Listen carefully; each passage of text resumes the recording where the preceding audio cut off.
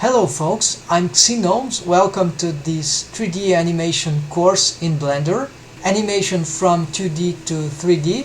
This course, distributed in small bits, is dedicated to anyone that would like to improve or learn essential skills in 3D animation from the perspective of a former 2D animator that I am. So, why is it so difficult to make 3D character animation in Blender? Well, one of the major reasons is stacking transforms on bones. This is a nightmare, and I'll try to present here why, and also how to be better prepared against this. I'm gonna make a quick animation here with motion path. For the red bone, this one is the deformation wrist bone that controls the hand mesh as a whole, and I'm gonna pose it though with this I key control hand bone in blue color. So here it is, very well flowing motion for the hand and very simple to orchestrate in time-space, because that deformation wrist bone is not suffering from additional transforms from any other bone on the rig except from its own control bone, which is the I key hand control bone. So it is not stacking transforms, right? But now let's make a parallel animation on this torso bone in green. It's a control master torso bone, which can indirectly affect through forward kinematics the deformation wrist bone. Because depending on the way we animate the torso bone, we might end up screwing up the entire animation for the hand, whether we've already animated the hand, whether we are going to animate the hand. Here I'm attempting to pose that control master torso bone in ways that it won't indirectly affect the transforms on the deformation wrist bone until... Aha! So that would be stacking transforms. I didn't validate that kind of pose, but let's do it again. Here I validated, so you see how the motion path for the deformation wrist bone has been disrupted. Here once again.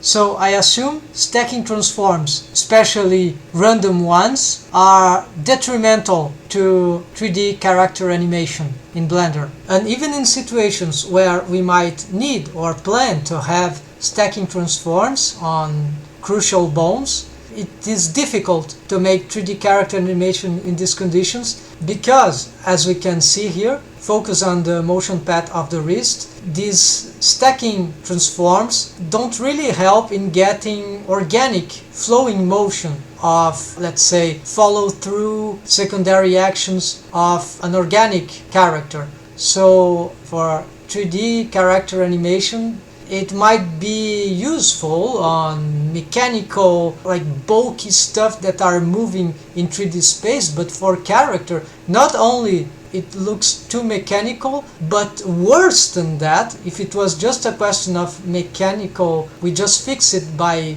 reposing the bones, but no, we can't easily repose or pose bones which are being affected or that will be affected by stacking transforms. That would be like trying to reconstruct a motion path, like for example the hand, while having to counter bad effects of an external motion path, like the one of the torso. Even on a frame-by-frame basis, since the automatic interpolation will probably just make the task more difficult, because it's like one interpolation against the other then. Although of course if we have at least the keyframes with corrected poses on this motion path reconstruction, we might be able to expect an approximate good curve motion path.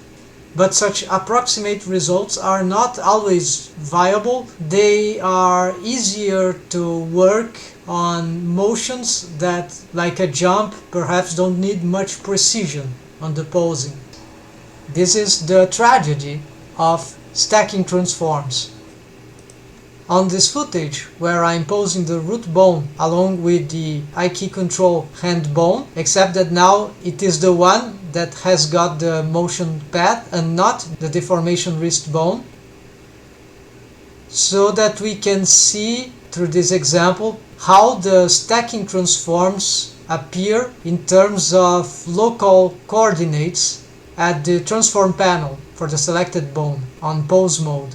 What we can observe from this is that the transforms from external influences like the root bone on the eye key control hand bone, these transforms do not stack on the local coordinates for the eye key control hand bone, so we do not see them added. Nonetheless, they are happening in terms of global coordinates or world space or what we see in the 3D viewport editor.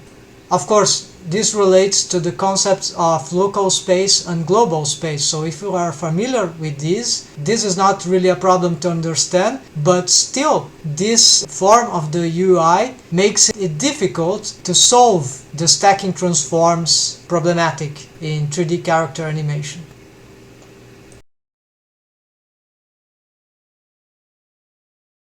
Eventually, I came up with this intuitive method and concept of safe regions to animate while avoiding stacking transforms. A safe region is at the same time spatial, so it is a spatial relation between bones where certain relative distances are safe to pose such bones. And it is also a temporal thing, a frame range in the dope sheet editor, in which dangerous bones responsible for causing stacking transform, they would be not interpolating in their keyframe, so they might be in a hold, or if they move in a way that we know is not compromising or it is easy to fix. So here I have an example that I've animated the torso bone only, and now it is hold, so this would be a safe region already for animating the eye key control hand bone, but then it starts moving. But this motion here in relation to the hand is not problematic, so it's not causing stacking transforms to this hand. So if I have a keyframe here for it, but if I make other keyframe like here, I can probably add many animations here. They won't be disrupted if I'm careful enough regarding the big picture. So I can independently animate the hand as long as I pay attention to the relative distance between the torso and the hand at each frame. But if a little error occurs, it might not be grave. But by the end, it starts to have this bad transform here, stacking transform. Of course, at the last frames, the hand is not moving. This bone, I didn't pose it here. It is still somewhere here.